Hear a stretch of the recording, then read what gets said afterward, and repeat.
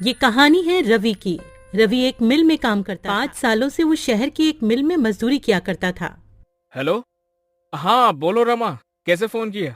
Hello जी, आप तो हमें गांव में लेने आने वाले थे, क्या हुआ जी, आप आए अभी नहीं? ठंड बहुत हो रही है और मेरे पास तुम्हें गांव से शहर लाने के लिए अभी पैसे भी नहीं है। तुम कुछ दिन और रुक जाओ वहाँ। क्या कहा आपने? ऐसा मत बोलिए। आप कब से बोल रहे हो कि हमें लेने आओगे? दीपू मुन्नी भी रोज आपका इंतजार करते हैं। सुनिए जी, अगर आप कहें तो मैं खुद ही आ जाऊं क्या आपके पास बच्चों को लेकर? मेरे पास कुछ पैसे पड़े हैं, आप जो भेजते थे मैंने उसमें से बचाए। अगर ऐसा है तो फिर आ जाओ, और तुम्हारे पास घर का पता तो है ही, वहाँ ही चले जाना। रमा अपने दोनों बच्चों को लेकर गांव से शहर के लिए निकल जाती है। उसके साथ उसकी बहन दिव्या भी होती है। रमा के माता पिता की मृत्यु के बाद अब वो बेचारी कहाँ जाती, इसलिए रमा उसे अपने साथ ही ले लेती है। ठंड का समय चल रहा था, दिसंबर का महीना, जिसमें कड़ाके की ठंड पड़ती। रात होते ही रवि मिल से अपने घर को निकलता है। अरे यार, आज तो कुछ ज्यादा ही ठंड पड़ रही है। हाँ यार रवि, ये ठंडी ठंडी हवाएं और चारों तरफ पड़ती हुई धुंध, बहुत सी ठंड है भाई। चल जल्दी जल्दी घर चलते हैं। रवि अपने घर पहुंचता है। वो एक झोपड़ी में रहता था। रवि अपने बच्चों को देखकर बहुत खुश हो जाता है। वहीं वो अपनी साली दिव्या को भी देखता है। अरे दिव्या, तुम यहाँ? ओह अच्छा, याद आया। कोई बात नहीं, अब तुम हमेशा ही हमारे साथ रहना। पापा, मुझे आपकी बहुत याद आ रही थी। हाँ पापा, आप हमें लेने क्यों नहीं आए? बच्चों, मुझे थोड़ा सा काम था। तुम दोनों ने कुछ खाया? हाँ जी, मैंने दाल चावल बनाए थे। आप भी हाथ मुंह धो लो, मैं आपके लिए भी खाना लगा देती। खाना पीना खाने के बाद सभी लोग फर्श पर सो जाते हैं। यहाँ रवि के पास बस एक ही कंबल होता है। अब पांचों लोग नींद में उस कंबल को अपनी अपनी तरफ खींचते हैं। एक तरफ रमा और रवि लेटे हुए थे, दूसरी तरफ दोनों बच्ची और दिव्या लेटी हुई थी। रमा को ठंड लग रही होती है तो वो सारा कंबल अपनी ओर खींच लेती है। ठंड तो उस समय सबको लग रही होती है, ठंड जो इतनी कड़ाके की पड़ रही होती है। तभी रवि उठकर देखता है कि उसके बच्चे और उसकी साली दिव्या ठंड से कांप रहे होते हैं और सारा कंबल रमा ने ओढ़ा हुआ होता है। रमा, उठो उठो जल्दी। क्या हुआ जी, आप जाग क्यों रहे हो? वहाँ देखो। रमा अपने बच्चों और बहन की तरफ देखती है और वो घबरा जाती है। उसके बच्चे और बहन ठंड से कांप रहे होते हैं। हाजी, आप देख क्या रहे हो? जल्दी से कंबल बच्चों पर डाल दो ना, ठंड बहुत है। रवि सारा कंबल बच्चों और दिव्या पर डाल देता है और रवि और रमा दोनों ही बिना कंबल के ठंड से ठिठुर के सो जाते हैं। सुबह रवि और रमा दोनों ही जल्दी उठ जाते हैं। रमा, तुम ठीक तो हो ना? तुम्हें सर्दी तो नहीं हो गई? रात को बहुत ज्यादा ठंड थी, मैं इसीलिए तुम सबको यहाँ नहीं बुलाना चाहता था। मेरे पास तुम्हें ठंड से बचाने के लिए कपड़े भी नहीं है, मुझे माफ कर दो। हाजी, आप क्यों माफी मांग रहे हो? आप चिंता मत करो, मैं बिल्कुल ठीक हूँ। आप तैयार हो जाइए, आपको मिल भी तो जाना है। मिल जाते हुए रवि परेशान सा लग रहा होता है। वो सोच रहा था कि मालिक से एडवांस पैसे ले लेगा, जिससे वो एक और कंबल खरीद कर ले आएगा। लेकिन जब वो मिल जाकर देखता तो मिल में जोरों की आग लगी हुई होती है। वो अपने दोस्त प्रीतम से पूछता है, प्रीतम, ये मिल में आग कैसे लग गई है? ये कैसे हुआ? अरे क्या बताऊं यार, शॉर्ट सर्किट हो गया और मिल में आग लग गई। अभी मालिक आए थे, उन्होंने कहा कहीं और काम ढूंढ लो। मेरे पास इतना पैसा नहीं है कि मैं दोबारा काम शुरू कर पाऊं। रवि प्रीतम से ऐसा सुनकर और निराश हो जाता है और सोच में पड़ जाता है कि अब तो वो इतनी जल्दी कंबल कहाँ से लाएगा। ना काम है और ना ही पैसे।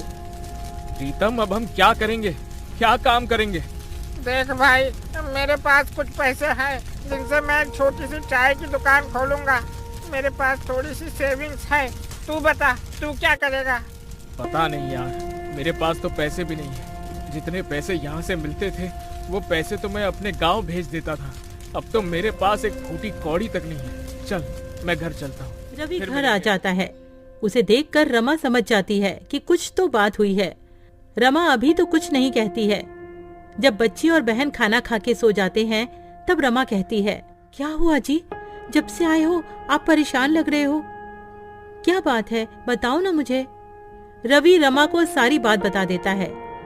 रमा भी रवि को ऐसे उदास देखकर खुद भी उदास हो जाती है और कहती है, हाजी, आप इतना परेशान क्यों हो रहे हो? सब ठीक हो जाएगा, भगवान पर भरोसा रखो। मेरे पास कुछ पैसे बचे हैं, उनसे आप थोड़ी सी रुई और कपड़ा ला देना, मैं उससे एक रजाई बना लूंगी। उसके बाद आप काम ढूंढने चले जाना। सुबह होते ही रवि रमा को रुई और कपड़ा देकर वहाँ से चला जाता है और रमा रुई को कपड़े में भरकर रजाई की तरह सिल रही होती है। तभी दीदी क्या हुआ, सब ठीक तो है ना? जब से हम यहाँ आए हैं जीजा जी कुछ दुखी से रहते हैं, क्या उसकी वजह मैं हूँ? अरे दिव्या तू पागल है क्या? ऐसा कुछ भी नहीं है। तू तो जानती है ना तेरे जीजा जी तो ऐसे नहीं है जैसा तू सोच रही है। वो तो उनकी मिल में आग लग गई है, वो इसीलिए परेशान है। तू ज्यादा अपना दिमाग मत चला। हाँ जाकर अब अपना काम कर। रमा एक सुंदर सी रजाई बना देती है। उधर रवि पूरे दिन यहाँ वहाँ काम ढूंढता है पर उसे कोई काम नहीं मिलता है। वो निराश होकर घर आ जाता है। रवि घर आकर देखता है रमा ने एक सुंदर सी रजाई बना ली होती है। अरे वाह रमा, तुमने तो बहुत ही सुंदर रजाई बनाई है। अरे तुम तो बहुत ही अच्छी रजाई बनाती हो। जी वो गांव में खाली समय में मैंने रजाई बनाना सीख लिया था। आप बताइए कहीं काम मिला क्या आपको? नहीं रमा, बहुत ढूंढा पर कहीं कोई काम नहीं मिला। कल फिर जाऊंगा, देखते हैं कहीं कुछ न कुछ काम मिल ही जाएगा। रमा बच्चों को नई रजाई में सुला देती है और खुद दोनों मियाँ बीवी पुराने कंबल में सो जाते हैं। अगले दिन रवि का दोस्त प्रीतम रवि का हाल पूछने उसके घर आया हुआ होता है। तभी अरे वाह रवि, ये रजाई तो बहुत अच्छी है, कहाँ से लाए हो? अरे प्रीतम, मैं ये कहीं से लाया नहीं हूँ। ये रजाई तो तेरी भाभी ने बनाई है। क्या कह रहे हो? ये रजाई भाभी ने बनाई है? भाई ये तो बिल्कुल वैसी ही रजाई है जो दुकानों में मिलती है। अरे वाह भाभी जी, आप तो बहुत ही बड़ी कलाकार हैं। अरे तू वो सब छोड़, ये बता तेरी चाय की दुकान का क्या हुआ? हाँ भाई, मैं इसीलिए तो आया हूँ। मैंने हाईवे पर एक चाय का स्टॉल खोला है। तू बता तेरा क्या हुआ, कहीं पर काम मिला कि नहीं? नहीं भाई, अभी तो मुझे कहीं भी कोई काम नहीं मिला। मिल जाएगा, वैसे भी मैं ढूंढ तो रहा ही हूँ। अच्छा, आप भाभी एक रजाई मेरे लिए भी बना देना, मुझे ये रजाई बहुत पसंद आई है। जी भाई साहब, मैं आपके लिए भी एक ऐसी ही रजाई बना दूंगी, आप ले जाना। अच्छा रवि, तुम एक काम क्यों नहीं करते हो? क्यों ना तुम रजाई बेचना शुरू कर दो। भाभी जी बहुत अच्छी रजाई बनाती है, लोग खूब खरीदेंगे ऐसी रजाई। तुम बोल तो ठीक ही रही हो, अभी तो मेरे पास कोई और काम नहीं है और ठंड भी बहुत पड़ रही है। चलो ऐसा ही करके देखता हूँ कुछ दिन। पर प्रीतम, मैं ये रजाई बेचूंगा कहाँ? हाईवे पर मेरे चाय के स्टॉल के पास तुम भी रजाई बेच सकते हो। पर प्रीतम, एक और दिक्कत है, मेरे पास पैसे भी नहीं है सामान लाने के लिए। अरे तुम चिंता मत करो, ये लो पैसे, इनसे तुम सामान ले आना है। ठीक है, फिर मैं आज ही रजाई बनाने का सामान ले आता हूँ। क्यों रमा, ठीक है ना? आप जैसा भी कहो, मैं तो आपके साथ कोई भी काम करने को तैयार रहती हूँ। रवि और प्रीतम दोनों चले जाते हैं। बहुत सारी रुई और कपड़ा घर ले आता है। उसके बाद रमा रजाई बनाने का काम शुरू कर देती है। रवि के साथ साथ रमा की बहन दिव्या भी उसकी मदद कर रही होती है और बच्चे भी रजाई में रुई भरने में लगे हुए होते हैं। 2 से 3 दिन में सबने मिलकर 10 रजाइयाँ बना ली होती हैं और रवि सारी रजाइयाँ लेकर हाईवे पर प्रीतम के बगल में ही बेचने लगता है और देखते ही देखते उसकी रजाइयाँ बिकने लगती हैं। वो रजाइयाँ बहुत सुंदर लग रही होती हैं, जिसकी वजह से लोग खरीदने आ रहे होते हैं। देखा तुमने रवि, बिक गई ना सारी रजाइयाँ, अब तो बस रजाइयाँ बनाते रहो। रवि घर जाकर रमा को सारी बात बता देता है। रमा बहुत खुश हो जाती है और रवि और रजाइयाँ बनाने की तैयारियां करने लगता है और रवि का रजाइयों का कारोबार खूब अच्छा चलने लगता है। इस तरह रवि अपना खुद का काम करने लगता है और अपने परिवार की सारी जरूरतों को पूरा करता है।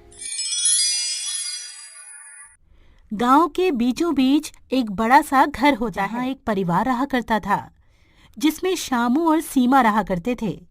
श्यामू के घर में उसके माता पिता और उसका बड़ा भाई भी अपनी पत्नी के साथ रहा करते थे। श्यामू का बड़ा भाई राजीव शहर की एक बड़ी कंपनी में काम किया करता था, इसलिए उसका रहन सहन भी वैसा ही होता है। वहीं दूसरी तरफ श्यामू बिल्कुल सिंपल स्वभाव का होता है, जो गरीबी में ही अपना गुजर बसर किया करता था।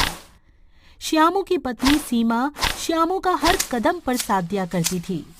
उन दोनों की जिंदगी गरीबी में भी खुशी से बीत रही होती है। श्यामू के माता पिता को गरीबी से चिढ़ होती है।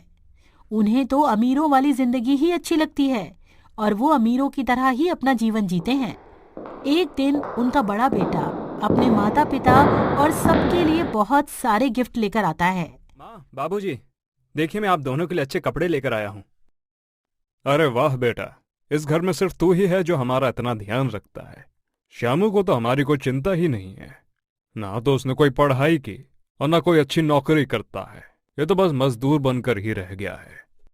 श्यामू अपने पिता के ताने चुपचाप सिर झुकाकर सुनता रहता है और करता भी क्या बेचारा। पर उसकी पत्नी सीमा से नहीं सुना गया। वो बोलती है, बाबूजी ये पूरे दिन तो खेत में मेहनत करते ही हैं। अगर आप अपने बेटे को हौसला नहीं देंगे तो वो कैसे तरक्की करेंगे। जब माता पिता ही ऐसे ताने मारेंगे तो बाहर वाले तो बोलेंगे ही ना। आपको अपने बेटे को सपोर्ट करना चाहिए। अब तो सिखाएगी माँ बाबूजी को क्या करना चाहिए और क्या नहीं। वो हमसे बड़े हैं, उन्हें सब पता है, समझी। सीमा कुछ बोल पाती इससे पहले ही श्यामू ने इशारे से उसे मना कर दिया। हाँ, सीमा भाभी सही कह रही हैं। माता पिता तो हमेशा अपने बच्चों की भले की ही बात करते हैं। अरे बाबूजी, आप इन दोनों को छोड़ो। आप ये नए कपड़े तो पहनकर देखो, आप पर कैसे लगते हैं। इसी तरह दिन बीतते रहते हैं। श्यामू पूरे दिन मेहनत करता है, पर ना तो उसके माता पिता कुछ उसकी मदद करते हैं और ना ही उसका बड़ा भाई, बल्कि उसे हर बात पे कुछ न कुछ सुनाया करते हैं। राजीव शहर से पैसे कमा के लाता था, इसीलिए उसकी बहुत तारीफ हुआ करती थी। एक दिन की बात है। श्यामू, ये मैं क्या सुन रहा हूँ? तुमने चोरी की है। देख तेरा बड़ा भाई कितने गुस्से में है। चोरी? कैसी चोरी? मैंने कोई चोरी नहीं की। देख श्याम, तू झूठ मत बोल। पहले ही लोग तुझे नकारा बोलकर बाबूजी को ताने मारते हैं और अब तू चोरी भी करने लगा। तूने मेरे पर्स में से पैसे क्यों निकाले? बहुत हो गया श्याम, अब तू चोरी भी करने लगा। मुझे तुझसे ऐसी उम्मीद नहीं थी। अब बस बहुत हुआ। अब तू उस घर से चला जा और बाहर रहकर अपना जीवन बिता। इस घर में तेरे लिए कोई जगह नहीं है। चला जा यहाँ से। सही कहा आपने श्यामू बेटा, तूने हमारा बहुत नाम खराब किया है। वो तो तेरे बड़े भाई राजीव ने हमारी इज्जत बचा रखी है। उसने घर का बड़ा लड़का होने का फर्ज निभाया है, पर तूने तो आज तक हमारा सर झुकाया ही है। बस अब तुम अपना रास्ता अलग बना लो। यहाँ तुम दोनों की अब कोई जरूरत नहीं है। अपने माता पिता से ऐसी बातें सुनकर श्यामू और सीमा का दिल टूट जाता है। वो जानते थे कि उनके पास और कहीं कोई ठिकाना नहीं है, लेकिन फिर भी वो अपने माता पिता की बात मानकर घर छोड़ने का फैसला कर लेते हैं। माँ, बाबूजी, आप लोग मेरे भले के लिए ही ये सब कर रहे होंगे। अपने माता पिता की आज्ञा मानना मेरा फर्ज है। चलो सीमा, चलते हैं। दोनों घर से निकल जाते हैं। श्यामू और सीमा गांव से बाहर एक टूटी फूटी झोपड़ी किराए पर लेकर रहने लगते हैं। अब उनके पास खाने पीने के लिए भी बहुत कम सामान होता है। देखा जी आपने, अपना तीर सीधा जाकर निशाने पे लगा है। अब वो नकारा श्यामू हमारे रास्ते से हट गया, समझो। सही कहा तुमने। बस बाबूजी को पता मत चलने देना। वहीं दूसरी तरफ श्यामू उदास बैठा होता है। तब सीमा श्यामू से कहती है, आप चिंता क्यों करते हो जी? हम दोनों फिर से खूब मेहनत करेंगे और फिर से अपनी नई जिंदगी बनाएंगे और अपने सपने पूरे करेंगे। तुम ठीक कहती हो सीमा। मेहनत और ईमानदारी से एक दिन हमें जरूर कामयाबी मिलेगी। फिर क्या था, रामू दिन रात मेहनत करने लगता है। कभी खेतों में मजदूरी करता तो कभी लकड़ियां काटा करता है। सीमा भी पास की एक महिला के साथ सिलाई का काम सीखने लगती है। दोनों की जिंदगी मुश्किलों से भरी पड़ी होती है, पर वो हार नहीं मानते हैं। भाभी, मेरे पति बाहर मेहनत करते हैं, मेरा भी तो फर्ज बनता है ना कि मैं भी उनकी मदद करूं। क्या आप मुझे भी सिलाई कढ़ाई का काम सिखा सकती हो? अरे क्यों नहीं सीमा, आजकल की लड़कियां तो अपने गरीब पति को छोड़कर ही भाग जाती हैं। वही तू है कि अपने पति का साथ देना चाहती है। तू चिंता मत कर, मैं तुझे सब कुछ सिखा दूंगी। कुछ ही दिनों में सुमन सिलाई कढ़ाई का सारा काम सीख जाती है और अब उसके पास सिलाई के बहुत सारे काम भी आने लगते हैं। अगर आप सही समझो तो कुछ पैसे मैं इकट्ठा करती हूँ, कुछ आप इकट्ठा करो और हम इस झोपड़ी के बाहर एक छोटी सी दुकान खोल लेते हैं। आप बाहर दुकान संभालना और मैं अंदर सिलाई का काम संभाल लूंगी। अरे वाह सीमा, ये तो बहुत ही अच्छा सुझाव है। मैं दिन रात मेहनत करके तुम्हारे लिए भी एक दुकान खोलूंगा। इस तरह सीमा और शामू ने अपनी मेहनत से एक दुकान खोल ली होती है। वहां वो कुछ पैसे कमाने लगते हैं और उनके जीवन में खुशियां आने लगती हैं। एक दिन सीमा शामू से कहती है, अजी देखा आपने, अब हमारी हालत पहले से काफी ठीक हो गई है। मुझे तो यकीन है कि हम एक दिन अपने सारे सपने जरूर पूरे कर लेंगे। सीमा, तुम्हारी मेहनत ने ही मुझे ताकत दी है। हमारे पास कुछ नहीं था, तुम्हारी मेहनत और भरोसे ने ही हमें यहाँ तक पहुँचाया है। इस तरह दोनों की मेहनत रंग लाती है और समय के साथ उन दोनों की दुकान धीरे धीरे बड़ी हो जाती है। उनकी दुकान की चर्चा गांव भर में होने लगती है। गांव में वो दोनों अपनी एक छोटी सी कुटिया बनाकर अपने नए घर में खुशी खुशी रहने लगते हैं। एक दिन दो महिलाएं सीमा से मिलने आती हैं और कहती हैं, अरे सीमा, तुम तो बहुत अच्छे कपड़े सिलती हो, लोग हमारे कपड़ों की बहुत तारीफ करते हैं। थैंक यू दीदी, आप हमारे कस्टमर हो, आप खुश रहो, हमें और क्या चाहिए। हमें तो तुम दोनों की जोड़ी बहुत अच्छी लगती है। तुम्हारा पति तो दुकान में दिन रात मेहनत करता ही है, तुम भी अपने पति के साथ कंधे से कंधा मिलाकर उसका साथ देती हो। ऐसी लड़की आजकल कहाँ मिलती है। बड़ा खुश नसीब है शामू कि उसे तुम्हारे जैसी पत्नी मिली। वहीं गांव में कुछ महीनों के बाद गांव में भाई का कारोबार धीरे धीरे डाउन होने लगता है। एक दिन राजीव की पत्नी उससे कहती है, अजी इस परिवार की सारी जिम्मेदारी हमारे कंधों पर ही आ गई है। आपका कारोबार भी ठप हो गया है। अब आप अपने माता पिता से कह दो कि हम उनका बोझ अब और नहीं उठा सकते हैं। वो दोनों तो बस हमारे पैसों पर ऐश करते रहते हैं, आखिर उन्हें भी तो कुछ सोचना चाहिए। देखो सुलेखा, तुम बात तो बिल्कुल सही कह रही हो, लेकिन मैं अपने माँ बाप के साथ ये सब नहीं कर सकता हूँ। पर कम से कम उन्हें खुद तो सोचना चाहिए कि दिन रात हमारा खाना खाकर अच्छे अच्छे कपड़े पहनकर यहाँ दिन रात पड़े रहते हैं। उन्हें तो खुद इस घर से निकल जाना चाहिए, बेकार में हम पर बोझ बने हुए हैं। तभी बाहर राजीव के माता पिता चुपके से सारी बातें उनकी सुन लेते हैं और सोचते हैं कि उन्होंने शामू के साथ अन्याय किया था। उन्हें अपने फैसले पर पछतावा हो रहा होता है। हमसे बहुत बड़ी गलती हो गई जी, हमने अपने ही बेटे के साथ इतना बड़ा अन्याय किया, जो सच में अपनी ईमानदारी से हमारी जिंदगी को संवार रहा था, उसे हमने अपने घर से निकाल दिया। तुमने बिल्कुल सही कहा। हम राजू को कुछ भी बोल देते थे तो वो हमें उल्टा जवाब नहीं देता था, बस सर नीचे करके हमारी बातें सुनता रहता था। मेरे सारे तानों को मेरा बेटा सर झुका के सुनता रहता था। पर राजीव और उसकी बहू हमारे बारे में कितना बुरा सोचते हैं।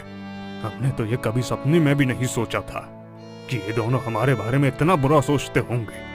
चलो श्यामू और छोटी बहू से माफी मांग लेते हैं, उम्मीद है कि वो हमें माफ कर देंगे। उसी दिन श्यामू के माता पिता श्यामू के नए घर पर आ जाते हैं।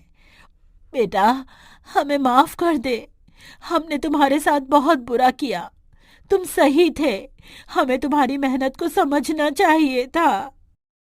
माँ, बाबूजी, जिंदगी में हर किसी से कोई ना कोई गलती तो होती ही है, और आप हमारे माता पिता हैं और हमारे दिल में हमेशा आपके लिए इज्जत रहेगी।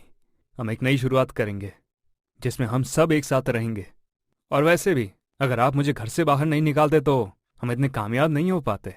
हाँ बाबूजी, अब हम सब साथ में रहेंगे और मिलकर खुशियां बांटेंगे।